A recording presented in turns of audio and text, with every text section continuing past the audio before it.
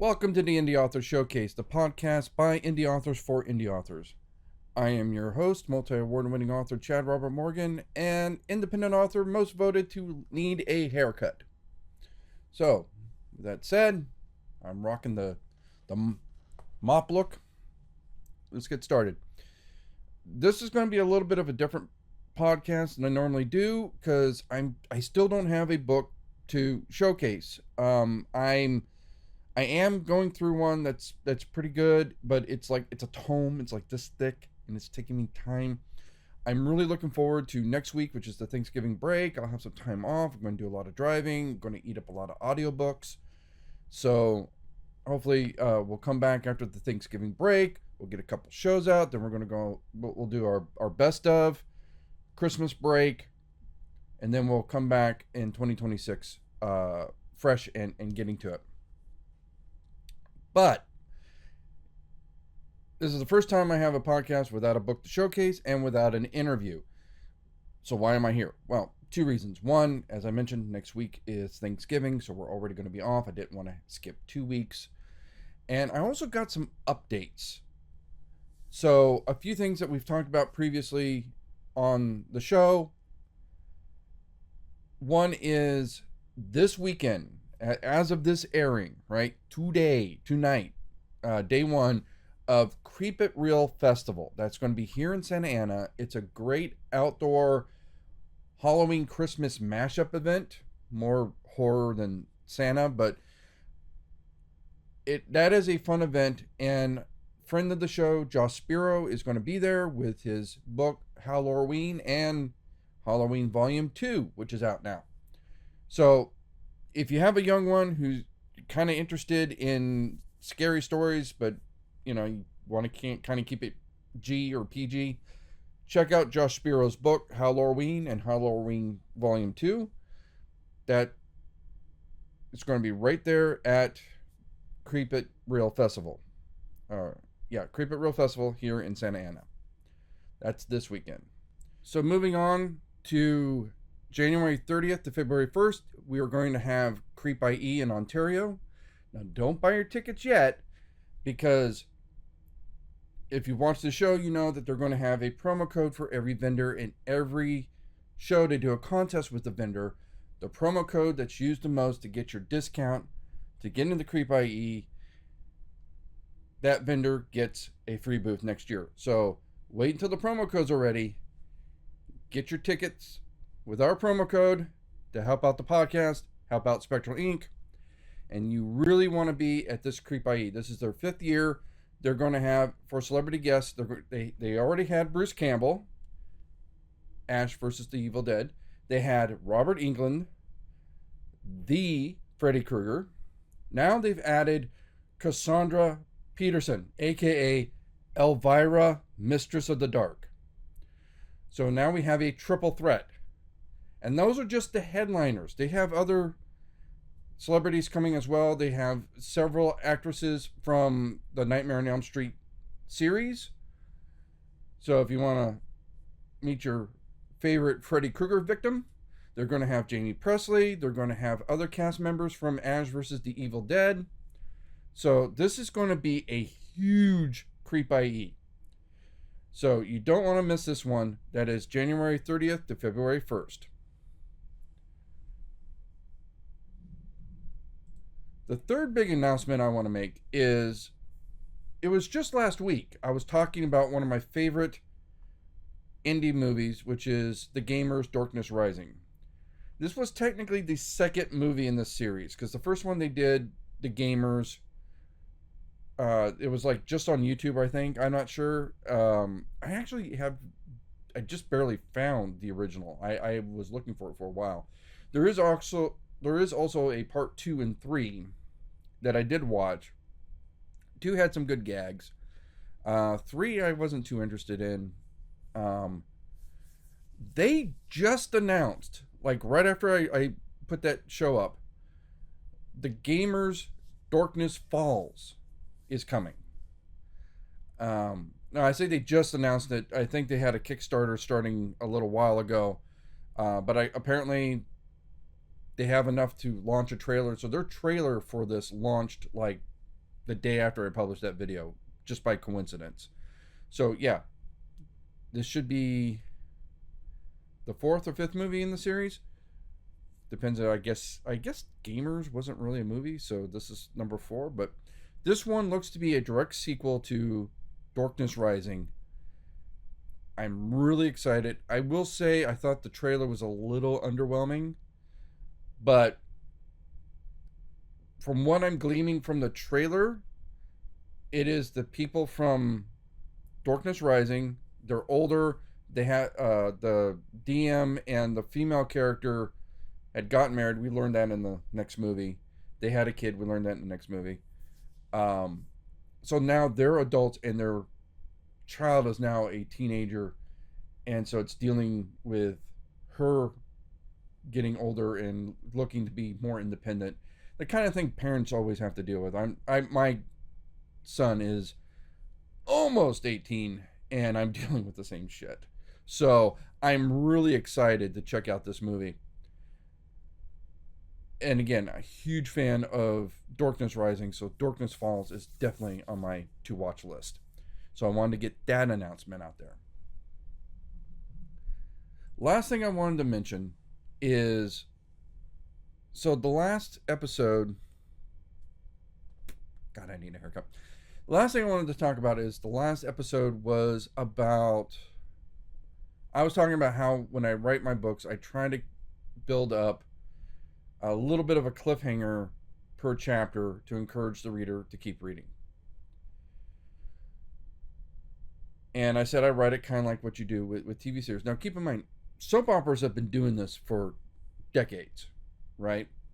That's why people watch their stories and it never stops, because they usually have 3 storylines that are kind of stacked on each other.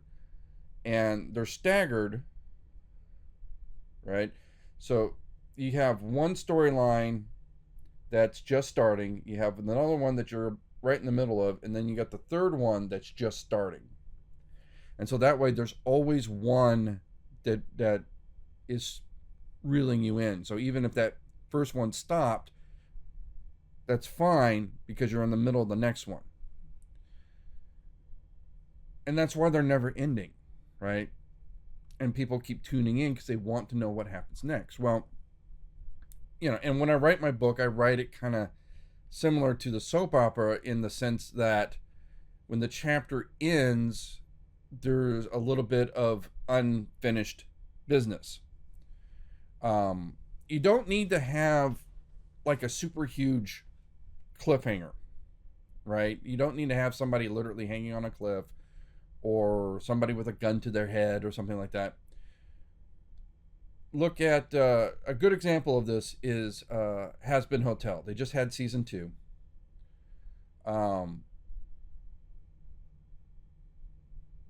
The first episode of season 2, and I'm trying to say this as spoiler free as possible, but the episode ends with Charlie kind of feeling a little depressed, and then suddenly she gets a message from heaven. She gets some news, she gets some updates, and then the messenger just disappears and Charlie's freaking out. That leaves it on a kind of cliffhanger, because now you're like, okay, how's Charlie gonna, what's she gonna do with this news? You just dropped this in our lap, and what are we gonna do with it, kind of thing.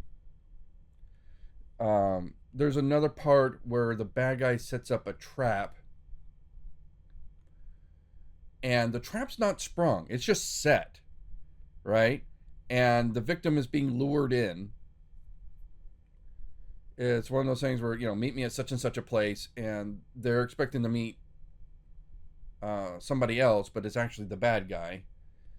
We don't know what the trap is. We don't know what it's not imminently going to be sprung, like the guy's going to show up in like 30 minutes or something like that.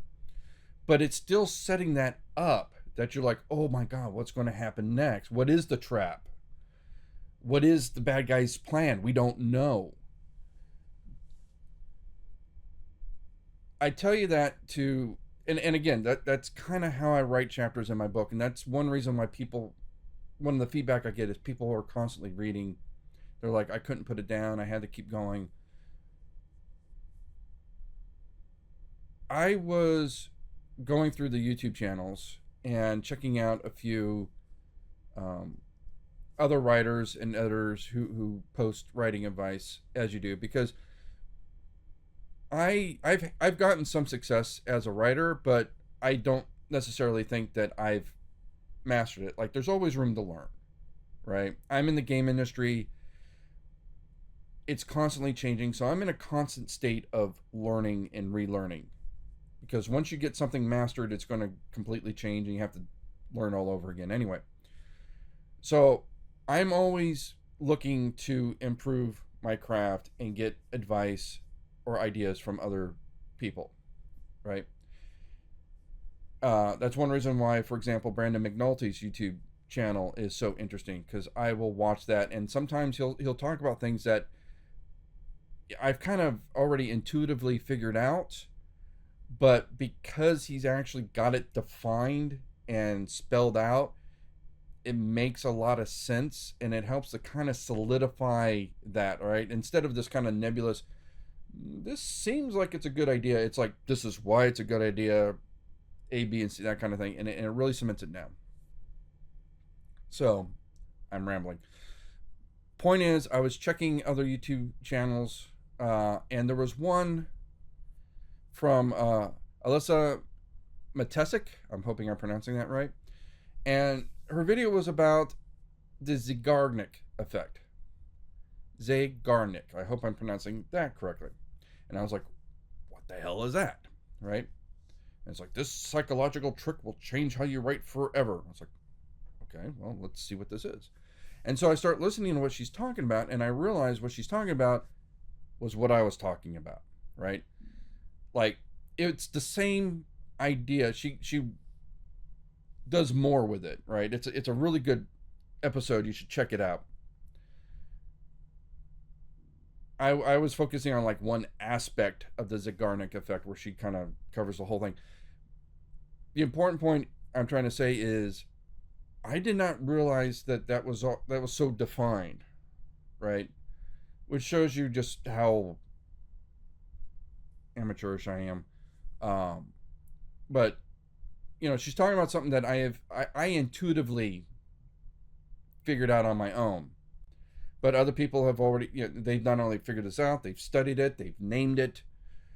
And what it basically comes down to is, we have an innate desire to wrap up unfinished business.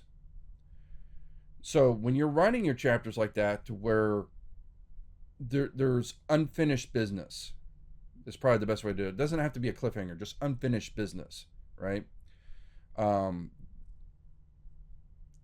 The person's getting ready for the date, but hasn't left the door yet, or right when they're about ready to leave for work, the phone rings. Is it important? Is it spam? We don't know, but it ends with a phone ring. And so you're like, okay, next chapter. What was the phone? What was the call? You know, that kind of thing. She talks more about it. One of the things that she talks about in her video in terms of a through line is just the idea of a ticking clock, of having a deadline. That is also an example of the Zeigarnik Effect, because you just got that feeling that you know, you have to get to the finish line because you have a deadline, kind of thing. And it doesn't have to be like a bomb. It could be like, you know, you're trying to get the wedding organized, right? Because that's a set date. You know, you have to go to trial because you're a lawyer or a judge or something like that. So having that kind of ticking clock is also an example of the Zeigarnik Effect that can help motivate your readers to want to keep reading and make your book a real page turner. So anyway, check out her video. Again, I mean, she describes it way better than I am. I'm butchering her work badly.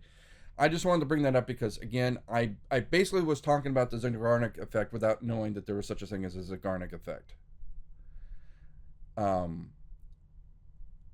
I had intuitively kind of figured out the Zeigarnik Effect without knowing that there was such a thing. And in reading it, you're realizing that actually applies to more things than just what I was talking about. So just taking that topic and let's expand it and blow it out. And so check out her video. That's really good. So again, that's really all we're going to do on this podcast. It's going to be very, very short. I need to get this out. We're not going to have one next week because of Thanksgiving. We don't have a book to review because I'm still reading. But I did not want to go 2 weeks without a podcast. So keep it short and sweet. Quick update video. We'll see you in a couple weeks. And until then, keep on reading. Hopefully by then I'll have a haircut.